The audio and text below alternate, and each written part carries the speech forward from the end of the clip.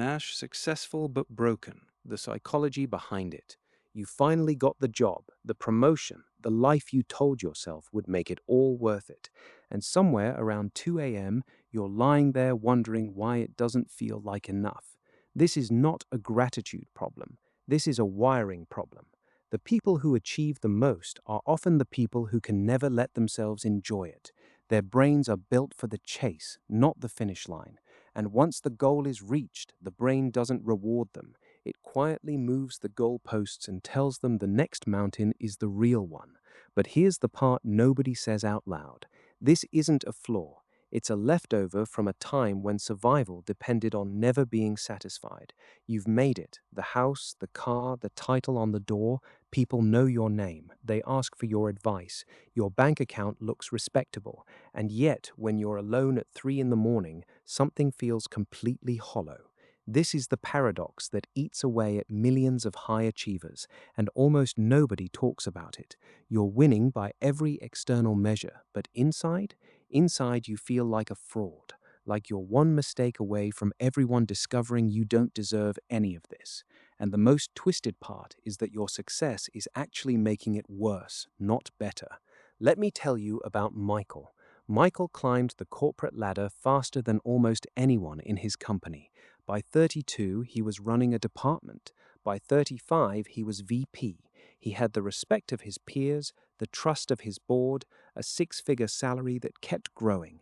Everything he'd worked for was happening. And yet, Michael couldn't enjoy a single moment of it. When he walked into meetings, his stomach would knot. When people praised his work, he'd think they were just being nice or didn't understand the full picture. When someone got promoted, his first thought wasn't congratulation, it was relief that they hadn't discovered how little he actually knew. Michael was successful. He was also completely broken. And here's what blew my mind when I started researching this. Michael isn't an outlier, he's the rule. Studies show that between 40 and 60% of successful people experience what psychologists call imposter syndrome. But it goes deeper than that, much deeper, because the psychology behind feeling like a failure while achieving success isn't actually about the achievements themselves. It's about something much more fundamental that gets baked into your thinking long before you ever succeed. It starts early, usually in childhood. A parent who only noticed your A's and never acknowledged the effort. A coach who said good job in a way that made it sound like you'd just done what was expected. A teacher who pointed out what you got wrong before mentioning what you got right. Nothing extreme, nothing traumatic, just small, constant feedback that taught your brain one specific lesson. Your worth is determined by performance, and performance is never quite enough. That messaging doesn't go away when you become successful. It gets stronger, because now you have more to prove. Now the stakes are higher. Now one mistake doesn't just mean you're not good enough. It means you're going to lose everything you've built. So here's what happens psychologically. You achieve something, it's real, it's measurable, it's undeniable, but your brain doesn't register it as evidence of your competence. Instead, it registers it as one of three things. First, luck. You got lucky. The market was good. You had the right connections. Someone else could have done what you did. In fact, someone else probably could have done it better. This isn't humility. This is your brain refusing to take credit. Second, the work doesn't count, only the result matters. You worked 80 hours a week for 6 months to close that deal. Your brain doesn't care. It only cares that the deal got closed. If you'd worked 100 hours, you should have closed it faster. If you'd worked 50, you should have still closed it.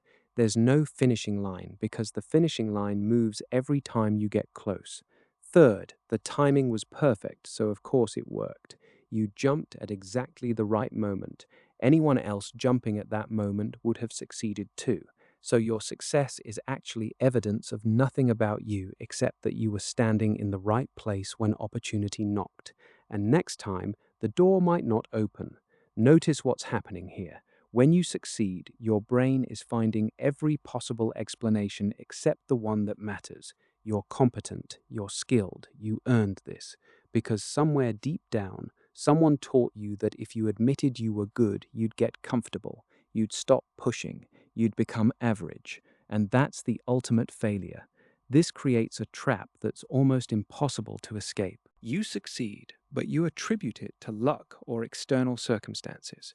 You don't internalize it, so you don't actually build confidence from your achievement. Instead, you build anxiety, because if luck can bring you up, luck can bring you down. If the timing was just right, the timing could be just wrong next time. So what do? You work harder, you prepare more, you try to remove the element of luck from the equation by being so prepared, so knowledgeable, so perfect that there's no way it can be anything but skill. But here's the problem with that strategy. There's no such thing as perfect. There's always something you didn't prepare for. There's always something you don't know. There's always a way to be better. This is why successful people often feel worse than unsuccessful people. An unsuccessful person can point to external barriers and say, if I had access to X, I could succeed. A successful person has removed all the excuses, so if something goes wrong, it has to be them. It has to be a personal failure. And that's absolutely crushing psychologically. I watched a documentary about an Olympic gold medalist who won their event. When they got off the podium, the first thing they said wasn't, I'm happy. It was, I left time on the table. I should have been faster. They won the biggest competition in the world. Most people would never experience success at that level, and it wasn't enough. That's not ambition. That's not excellence. That's a psychological prison that looks like success from the outside and feels like failure from the inside. So why does this happen? Why do our brains do this to us? The answer goes back to something called the self-serving bias. Your brain wants to protect you. If you succeed, your brain worries that you'll become overconfident and take risks, so it minimizes your role in the success. If you fail, your brain worries that you'll give up, so it blames external circumstances. But here's the thing, that worked when you were struggling, when you were trying to make it. Believing external circumstances were the problem kept you motivated, it kept you hungry. But once you've made it, that same mechanism becomes toxic, because now external circumstances aren't the barrier anymore. You are. Your brain is now your biggest enemy. The psychology gets even darker when you factor in what researchers call the success guilt complex. There's a part of you that feels like you don't deserve this. Maybe people in your family didn't have the opportunities you had. Maybe you grew up with more privilege than you wanted to admit. Maybe you succeeded while others didn't, and something about that feels unfair. So subconsciously, you punish yourself with this feeling of being a fraud. You don't let yourself enjoy it. You don't let yourself believe you earned it, because on some level, you feel guilty for having it at all. And there's something else happening that nobody wants to talk about: fear of the fall. When you're not successful, you can always tell yourself you'd be happy if you just made it. There's hope in that, there's possibility. But once you've made it, that hope is gone. Now you know what success feels like, and deep down, you know that you might lose it, you might fail, you might be exposed as someone who doesn't deserve to be where you are. That fear is so powerful that it actually makes you perform worse, not better. You become hesitant, you second-guess your decisions, you look for problems in perfect situations. You're waiting for the other shoe to drop because part of you believes it's inevitable. Here's what I realized while researching this. The feeling of being a broken success isn't a character flaw, it's a symptom. It's your brain telling you that your internal measuring stick is completely disconnected from reality. You're measuring yourself against an impossible standard because somewhere along the way, someone taught you that your worth was conditional, and no amount of external success can change an internal belief system.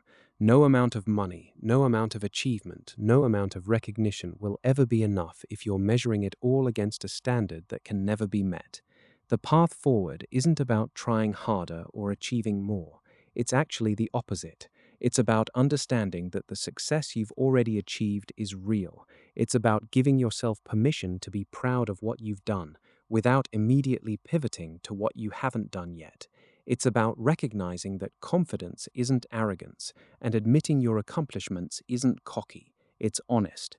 The most successful people I've studied aren't the ones with the highest IQ or the most natural talent. They're the ones who figured out how to feel successful on the inside. They're the ones who learned to internalize their wins and who built a self-image that matches their actual accomplishments instead of constantly living 3 steps ahead of themselves. You're more capable than you believe. You've already proved that. The question isn't whether you can succeed, you already have.